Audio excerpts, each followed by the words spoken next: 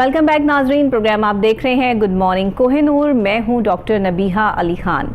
आपको पता है कि आखिरी अशरे से गुजर रहे हैं। रमज़ान मुबारक का आखिरी अशरा है और ये माह सयाम का जो तीसरा और आखिरी अशरा जब शुरू होता है तो तभी से लोग एतकाफ़ में बैठ जाते हैं। एतकाफ़ एक ख़ास और मुनफरिद इबादत है जो अल्लाह और बंदे के नज़दीक बहुत बुलंद मानी जाती है। ये आखिरी 10 दिन जो होते हैं ये एतकाफ़ में लोग बैठते हैं और इस वक्त खालिसतन इबादत के लिए जो है वो अपना वक्फ करते हैं।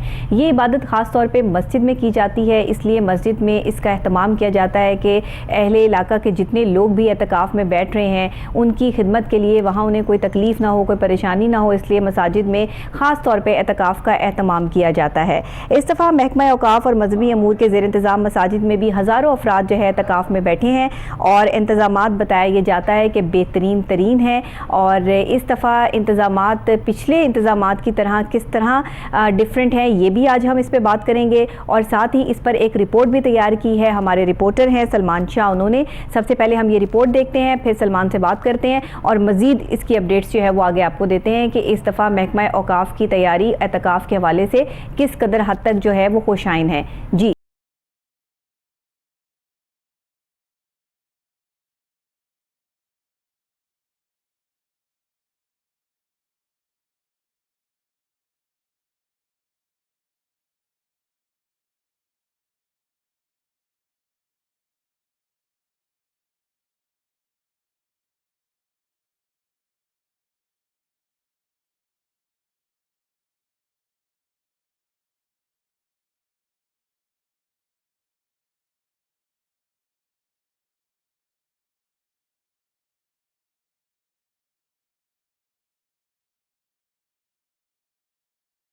शुरू होते ही मुल्क भर की मसाजिद में फर्जंदान इस्लाम की बड़ी तादाद एतकाफ में बैठ गई। एतकाफ अरबी जुबान का लफ्ज़ है जिसके मायनी ठहर जाने या खुद को रोक लेने के हैं। इसी तरह शरीयत की इस्तिलाह में रमज़ान मुबारक के आखिरी अशरे में इबादत की गर्ज से मस्जिद में क़याम करने को एतकाफ कहते हैं। सूबाई दारुल हुकूमत लाहौर में लाखों फर्जंदान इस्लाम सुन्नत एतकाफ की अदायगी के लिए मस्जिद में बैठ गए और मुअतकिफ शवाल का चांद नजर आने तक मसाजिद में ही क़याम करेंगे। याद रहे कि इससे कबल कोरोना वबा के पेश नज़र माह रमज़ान के आखिरी अशरे में महदूद पैमाने पर एतकाफ का फैसला किया गया था, लेकिन इस बार कोरोना की पाबंदियों के खात्मे की वजह से एतकाफ में बैठने वाले हज़रात की तादाद काफी ज्यादा हो गई है। एतकाफ में बैठने वालों के लिए बाज़ मसाजिद की इंतजामिया और मुखय्यर हज़रात की जानिब से सहरी और अफ्तारी फराहम की जाती है, जबकि आमतौर पर मुतकिफीन की सहर व अफ्तार का जिम्मा इनके अहले खाना का होता है। महकमा औक़ाफ़ और मज़हबी अमूर पंजाब के ज़ेर इंतजाम मसाजिद में भी हज़ारों अफराद एतकाफ कर रहे हैं। सूबाई दारुल हुकूमत में बादशाही मस्जिद, दादा दरबार मस्जिद, जामिया मस्जिद कासिया, कुरान अकेडमी मस्जिद वजीर खान, जामिया अशरफिया, जामिया नईमिया, जामिया अल-हाज समेत शहर की छोटी बड़ी मसाजिद में हजारों अफराद एतकाफ कर रहे हैं। महकमा औक़ाफ़ और मज़हबी अमूर पंजाब के ज़ेर तमाम एतकाफ का सबसे बड़ा एहतमाम दादा दरबार रहमतुल्लाह अलैह में किया गया है, जहाँ 1000 से ज़ायद अफराद एतकाफ कर रहे हैं, जबकि बादशाही मस्जिद में 500 के करीब अफराद एतकाफ में बैठे हैं। मुअतकिफीन 21 रोज़ा नमाज असर के बाद मसाजिद में पहुँच गए और अब शवाल का चांद नजर आने तक मसाजिद में ही क़याम करेंगे, जबकि लाखों की तादाद में ख़वातीन भी घरों में एतकाफ में बैठ चुकी हैं।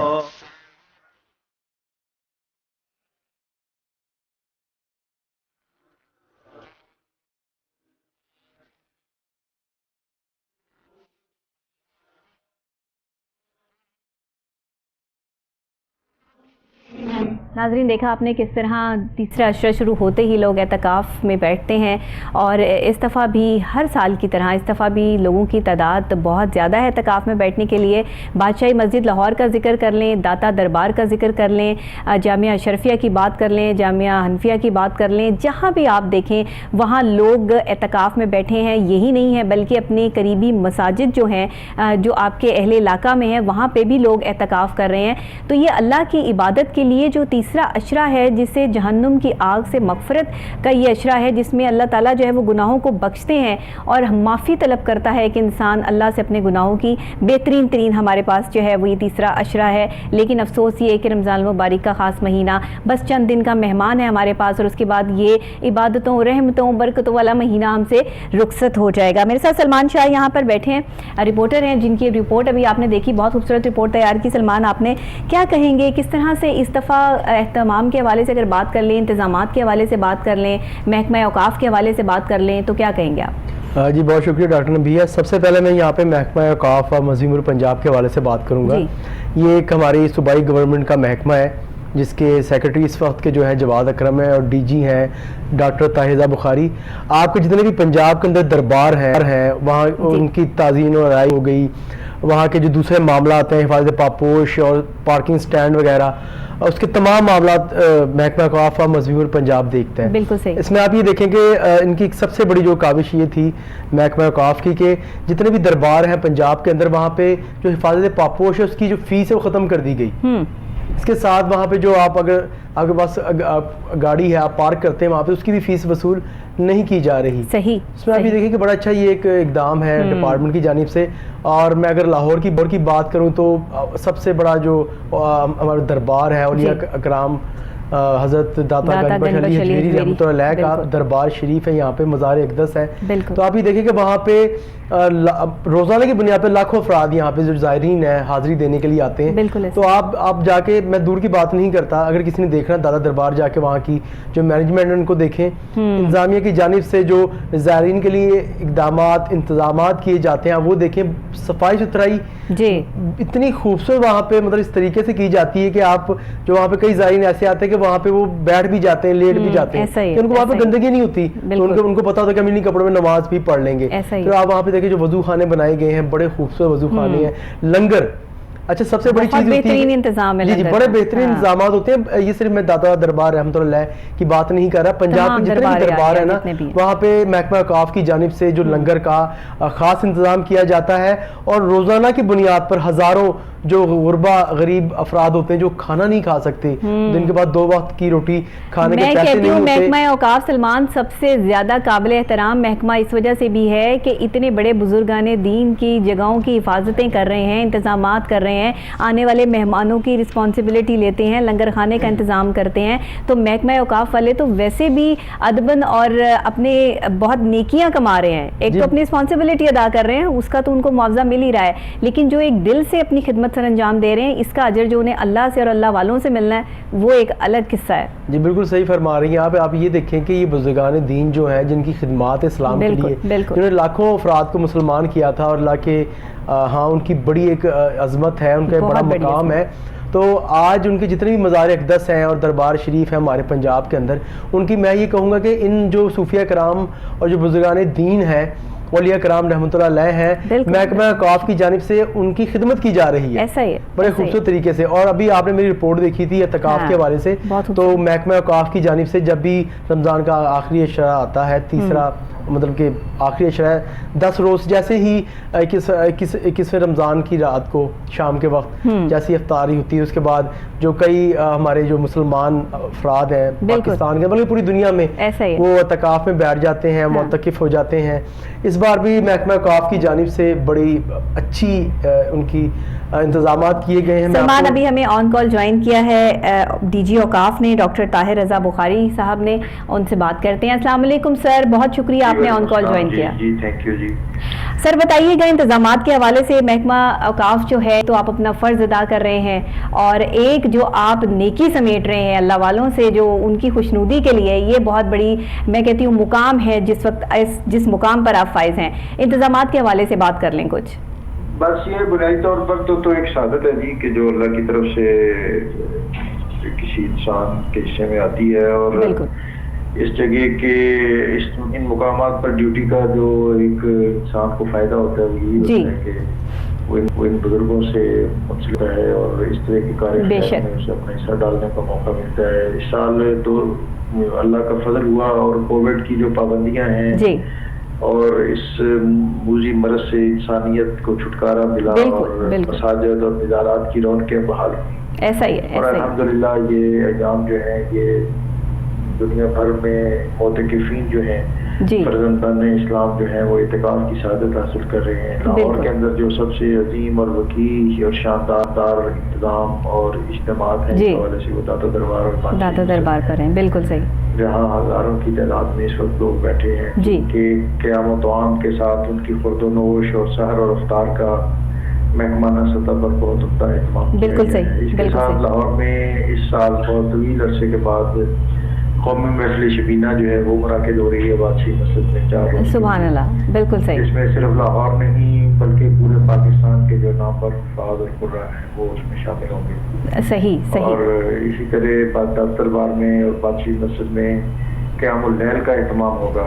اور سبحان اللہ. تھرو آؤٹ دا منتھ سحر اور افطار یہ بہت اچھے ارینجمنٹس ہوئے ہیں. بالکل صحیح. تراویح کے بہت شاندار انتظامات ہیں. اس میں زائرین اور نمازیوں کی سہولت کے لیے صفائی، سیکیورٹی سمیت جو بھی ایک زائر اور ایک نمازی کی ریکوائرمنٹ ہو سکتی ہے بالکل صحیح کہ وہ پوری یکسوئی کے ساتھ وہاں حاضر ہو اور اس مہینے کی.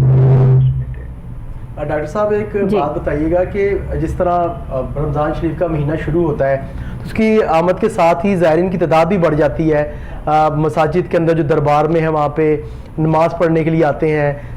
جو ان کی جو سحر و افطار ہوتا ہے کیا ان کے لیے بھی آپ کی طرف سے بھی انتظامات کیے جاتے ہیں؟ ہاں بتایا ڈاکٹر صاحب نے اپنی گفتگو میں عرض کیا کہ یہ سحر اور افطار کا بطور خاص جو ہماری بڑے مراکز ہیں جیسے دادا دربار ہے اور بادشاہی مسجد میں اس میں بہت اچھا اور شاندار اہتمام ہوتا ہے. بالکل صحیح. بالکل صحیح. اور افطار کا تو ہر جگہ پہ ہوتا ہے اور سحر کا بھی. لیکن یہ جو بڑی جگہ ہیں جیسے دادا دربار ہے، بادشاہی مسجد ہے، پاک وقت بن حضرت بابا فرید کا مزار ہے یا اور بڑے خانقاہیں ہیں تو اس میں یہ انتظام اور اہتمام تو چند ہو جاتا ہے. بالکل صحیح. بالکل صحیح.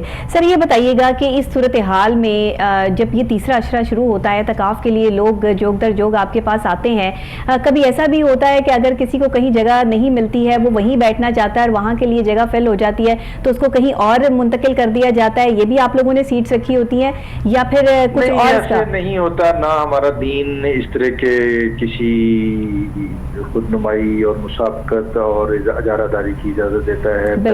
پہلے پائیں.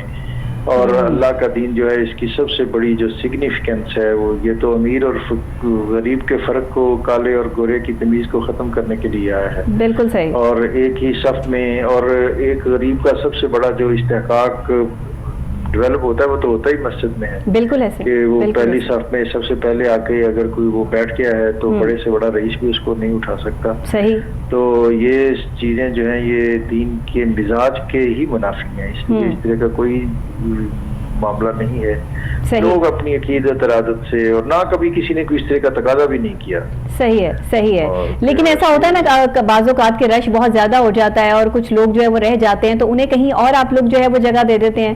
نہیں وہ دیکھیں یہ میرا ابھی آپ نے جو اسٹیٹسٹکس ہیں آئے ہوں گے مدینہ منورہ میں اب تک 1,40,00,000 زائر رمضان المبارک میں حاضری کی سعادت حاصل کر چکا ہے اور اس وقت 30 لاکھ سے زائد وہاں لوگ زائرین جو ہیں وہ موجود ہیں. یہ جو مقامات ہوتے ہیں یہ مقامات مقدسہ اللہ ان میں وسعت پیدا کر دیتا ہے. آپ دیکھتے ہیں کہ نمازی اندر جائے جا رہے ہیں اور جگہ کم نہیں پڑتی. یہ کوئی روحانی اور دینی اور خدائی انتظام ہوتا ہے. تو یہ چیزیں جو ہیں یہ بعض اوقات انسان کی سمجھ میں 2 اور 2 4 کر کے نہیں آتی.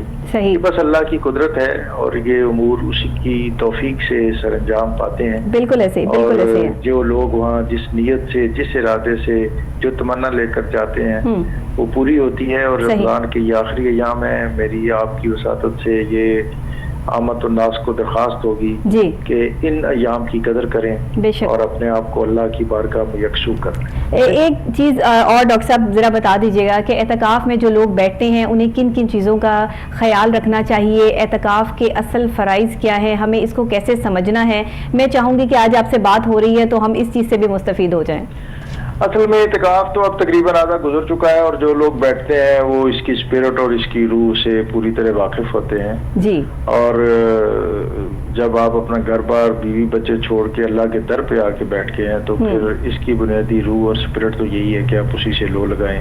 بالکل. اب اگر آپ نے جو اعتکاف کا کیبن ہے وہاں بیٹھ کے بھی سوشل میڈیا ہی سے استفادہ کرنا ہے تو یہ پھر اعتکاف کی روح جو ہے یہ اس کے منافی ہے. ہم وقت ضائع کر رہے ہیں. اصل مقصد تو یہ ہے کہ ہم اللہ سے لو لگائیں اور اپنا کنیکشن ڈیولپ کریں اس کے ساتھ اور اپنی جو باطنی پاکیزگی اور روحانی پالیدگی جو ہے بالکل اس کا اہتمام کریں. قرآن کی تلاوت کریں، نوافل کثرت سے پڑھیں. نوافل پڑھنے کی سجدہ و سجود اور رکوع قیام کی یہ اللہ کے نزدیک बड़ी कदर है, बड़ी अहमियत है। नबी सल्लल्लाहु की बारगाह सल्लल्लाहु अलैहि वसल्लम का नजराना पेश करें जी, और इन लम्हात को कीमती जाने और कीमती बनाएं।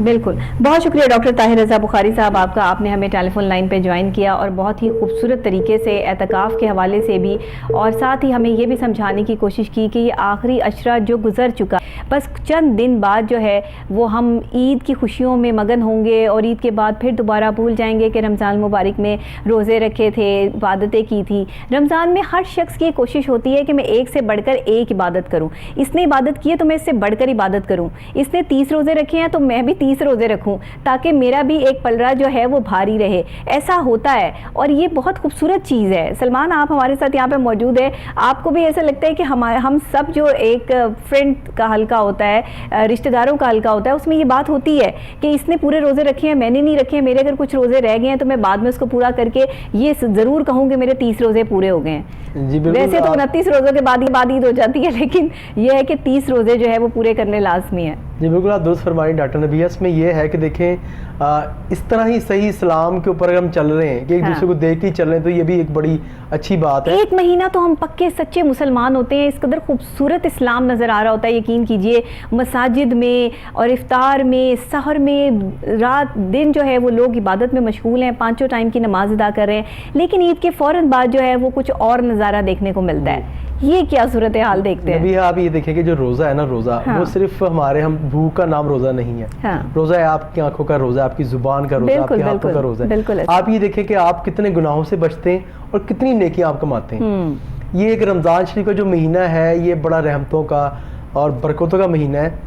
इसमें बड़ी इसकी बरकतें अच्छा, इसका सारा निचोड़ ये तीसरा अशरा है जिसमें एतकाफ में बैठ के आप अल्लाह के इतने करीब हो जाते हैं। आप तमाम चीजों से देखें ना दूर हो जाते हैं आप। जैसे अभी डॉक्टर साहब ने कहा कि अगर आपने वहां बैठकर भी सोशल मीडिया का इस्तेमाल करना है तो उस चीज का फायदा नहीं। आप ये देखिए कि आपने सेलफोन अपना बंद कर दें, एतकाफ में आपने बैठना है, 10 दिन आप बिल्कुल अल्लाह के साथ आप दोस्ती लगाएं, अल्लाह के साथ अपनी लो लगाएं, अल्लाह के साथ अपना राब्ता रखें मुकम्मल तौर पे। सही बात, कुरान पाक पढ़े वहां पे। अच्छा, कुछ लोग कहते हैं कि हम अपने पास मोबाइल फोन इसलिए रखते हैं एतकाफ में कि हमारे घर वालों ने हमसे राब्ता करना होता है। अच्छी बात है, लेकिन अगर घर वालों को भी अल्लाह के हवाले कर दें और अपनी हर इबादत और हर चीज़ और लॉ सिर्फ लगी हो अल्लाह के साथ, तो क्या अल्लाह आपके घर वालों की खबर आप तक नहीं पहुंचाएगा? पहुंचाएगा, कोई ना कोई बंदा आके आपको आपके घर वालों की खबर दे देगा। आपके घर से जो है वो लोग आके आपको बता देंगे कि घर वाले कैसे हैं। नबिया देखिए, अब तो वो दौर नहीं रहे ना कि अब टांगों का दौर हो और साइकिल का दौर हो। अगर मैं बादशाही मस्जिद के अंदर या दादा दरबार में मैं तकाफ पर बैठता हूँ तो मेरे ख्याल से अगर आप लाहौर के किसी भी कोने से आप आना चाहें तो आपको आधा घंटा लगेगा। ठीक है, ऐसे ही है। और आपको आपके घर वालों को ये भी पता होगा कि मैं किस जगह बैठा हूँ, तो अगर राब्ता करना ही तो बहुत जरूरी की बात हो तो वो आके आपको यहाँ बता सकते हैं। लेकिन क्योंकि आप जब अल्लाह के साथ आप राब्ता करने के लिए बैठे हैं, आप फिर बीच में कोई चीज हाई नहीं होनी चाहिए। अल्लाह की ज़ात। बिल्कुल सलमान, बहुत शुक्रिया आपका कि आपने ये रिपोर्ट तैयार की और हमने डीजी औकाफ डॉक्टर ताहिर रज़ा बुखारी साहब से भी आपको मिलवाया, उनकी भी बात आपने सुनी। इसी के साथ मैं ब्रेक लूँगी और इस दुआ के साथ लूँगी कि आप में जितने भी लोग बैठे हैं, आपके रिश्तेदार लोग जो जहाँ भी, हमें भी दुआओं में याद रखिएगा बाकायदा तौर पर, और हमारी पूरी टीम को भी, ताकि ये वो वक्त है जिस वक्त दुआओं की कबूलियत का वक्त है। इस वक्त जब आप लोगों से कहते हैं कि हमारे लिए दुआ कीजिएगा, तो पता नहीं आपकी किस्मत किसकी दुआ की मुंतज़िर होती है और किस्मतें कहाँ से खुल जाती हैं पता नहीं चलता। इसलिए सबको कहते रहिए कि हमारे लिए दुआ कीजिए, न जाने किसके हाथ उठे दुआ के लिए और आपकी मुश्किलात जो है वो आसान हो जाएं। कौन किस रंग में है कोई नहीं जानता। इसी के साथ मैं ब्रेक लूँगी, ब्रेक के फौरी बाद हाजिर होते हैं। तो कुछ और टॉपिक्स हमारे पास है जिन पर हम गुफ्तगू करेंगे, मेरे साथ रहिएगा।